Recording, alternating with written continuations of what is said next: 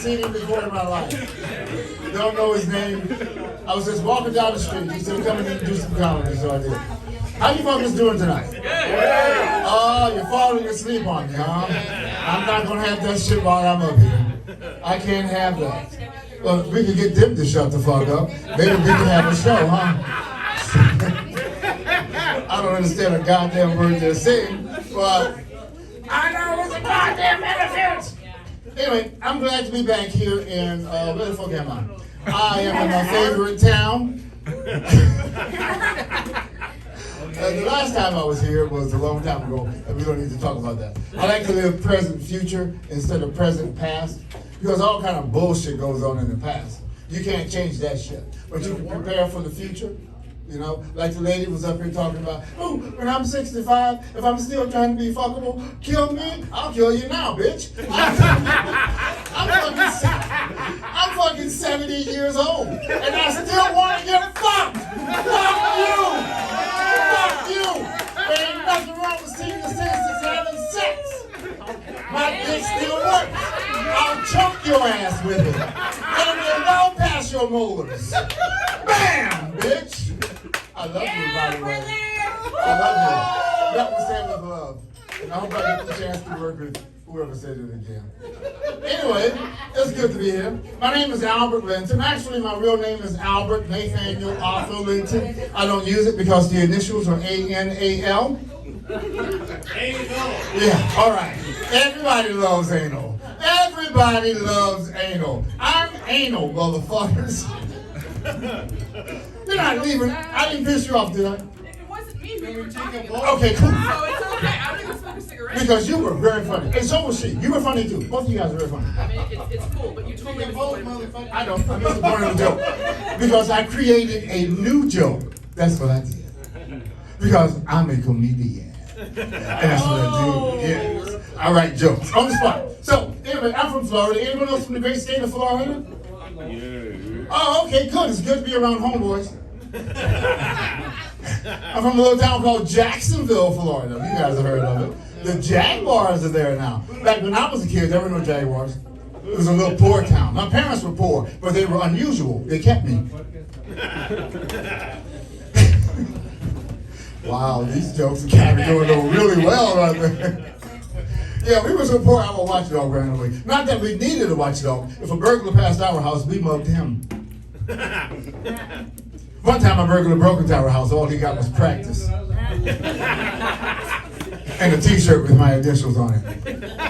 A-N-A-L. It was a rough neighborhood. Jehovah's Witnesses carried guns. Mormons, we had Mormons, but they rode Harleys. And the Avon lady didn't ring your doorbell, she kicked in your door. Boom! And then she flexed. Avon calling, bitches! And we'd be like, lady, if you ain't got no free shit, get your ass out of here. Because we were ready, man. When you're poor, all you can do is fight and fuck because you don't have any food. So, you know. When we weren't fucking, we were fighting.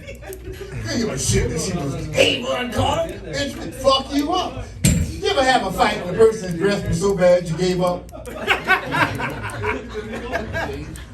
And I was winning, you know, until she breathed on me. So I gave up. Fuck it, I bought the Girl Scout cookies. It was a rough neighborhood, man.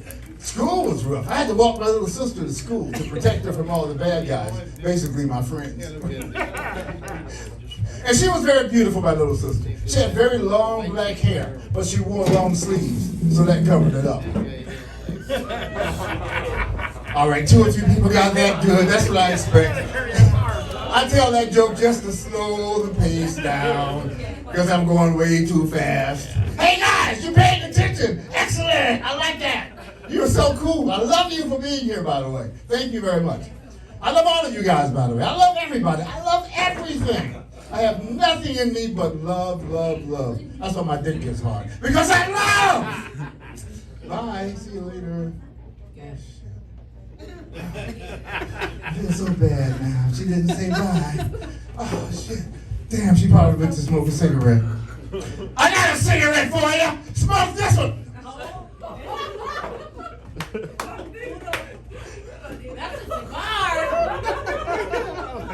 Okay, what was I talking about? Oh yeah, I was talking. Bad neighborhood, man. Bad school. Bad school. I hated school. I'd be in class, I'd fall asleep, and get a hard on at the same time. My desk would tilt over and wake me up. I wake up in time to see the teacher coming toward me. And the teacher always said the same thing. Now, anal.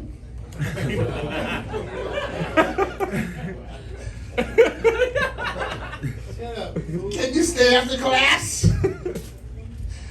No, sir. That was the fucking joke, fuckers!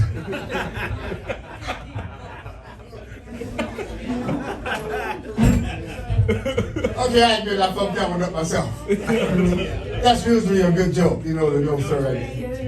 All right, you got to explain the joke, you know it worked. I was kicked out of school for cutting class, which was a bum rap. I didn't cut the class. I cut the teacher. I was put in reform school. Anyone else have been in reform school? Anybody know what I'm talking about? Reform? This is reform. This is it. You know what reform means? It means next time they won't catch me. But I was in reform school. Anyone else? I was in reform school with like 200-300 other guys. We were totally separated from the girls. All we could do is just think about girls, which is all I ever did, and fuck each other, pretty much. There was so much sex going on there. There was so much booty sex going on there. It was unbelievable. That's why I believe that gays are born that way. Because these were young guys. They hadn't had a chance to develop, and they loved dick and ass. Myself, I just kept my ass against the wall the entire time. And I didn't bend over, I would stoop like this. Fuck that. Nope, this is exit only, keep the tongue out. So, you know, actually, I don't know why they call it reform school. They don't reform you, they don't even try. They want you to be a jock. They ought to just call it what it is. Florida State University.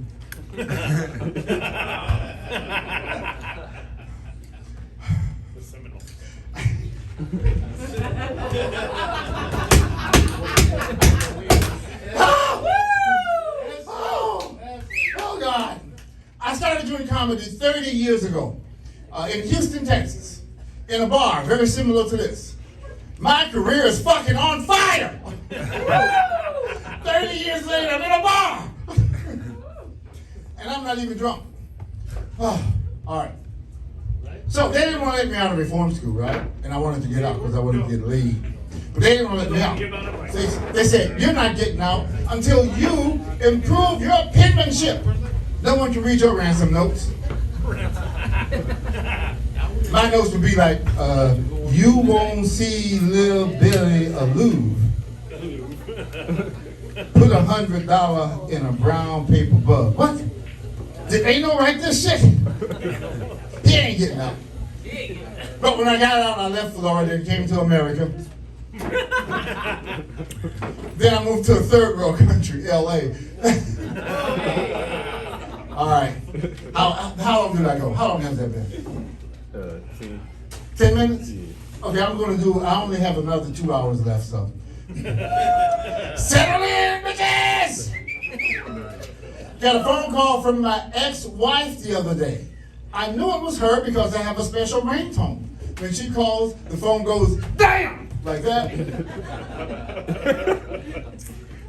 And then my dick shrivels up and becomes a vagina. Because even though I'm not afraid of her, my dick is scared shitless. My dick said, no, not in there! When I met my ex-wife, I joke about it. She was a lovely woman. When I met her, she was a single parent. She was raising her son. He was 12 years old. And I was in love with her. Truly in love. So I wanted to impress her by being a good dad to him. I called him son. He called me motherfucker. I called him cockblocker. Because that's the way it goes. I told her, I said, honey, look, your son has a drug problem. And she got really offended. She got pissed off. She's like, my son don't have a drug problem. What the fuck you talking about? I said, I know your son has a drug problem because I sell him the drugs. Get a grip. Wake the fuck up. I love marriage. I think you got any married people here tonight? We got anybody here that speaks English? Did I get that? That's good English, bro.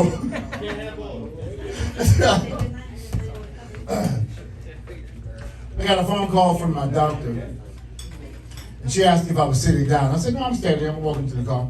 And she said, well, you know what an oncologist is? And, you know, she's a woman. I didn't want to look stupid. So I said, yeah, that's a doctor who's on call. There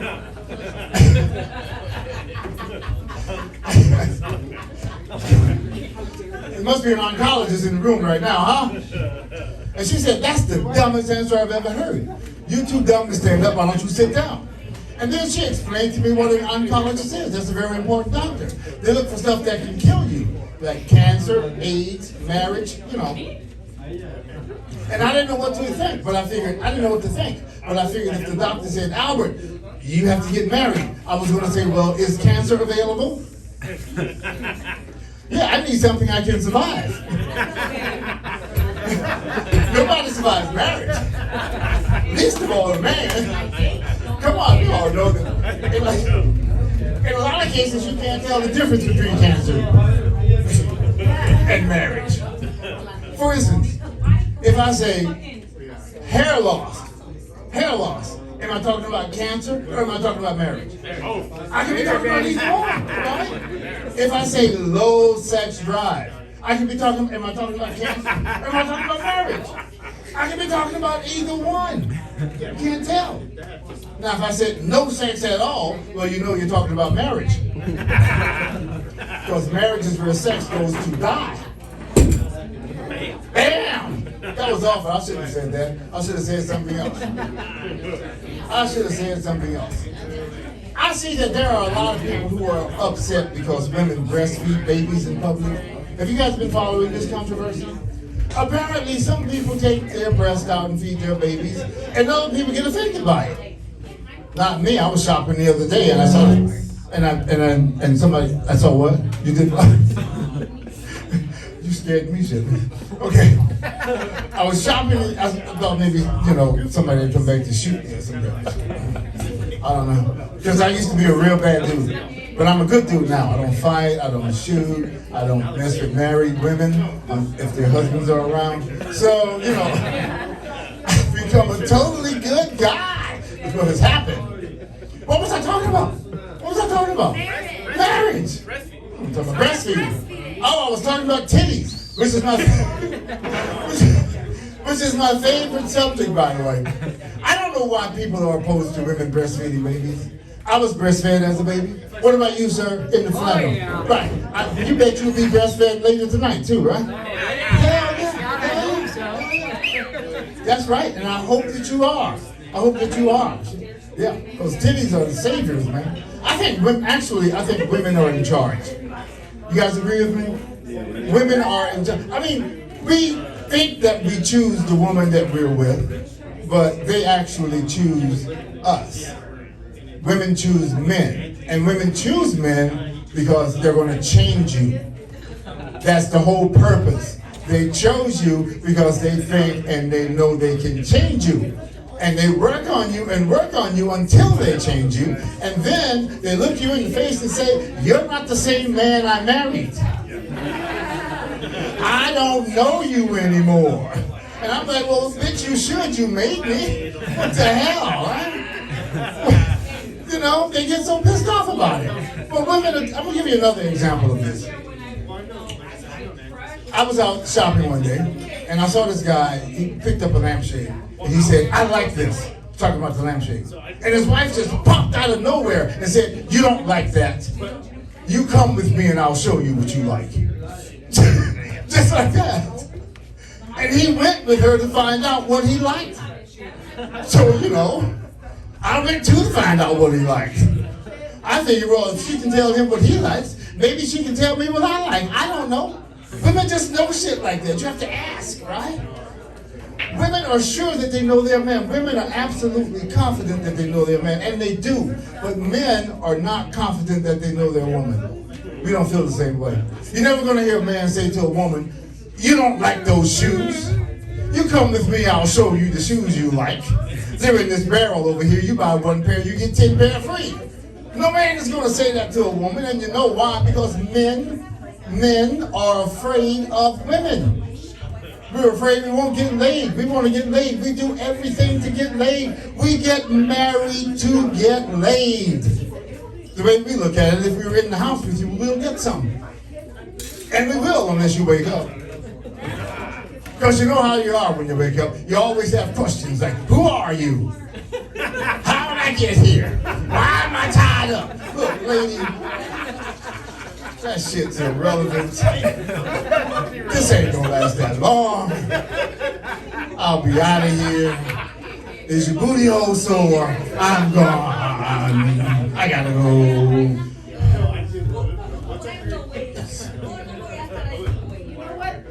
Oh, that's it. Thanks a lot.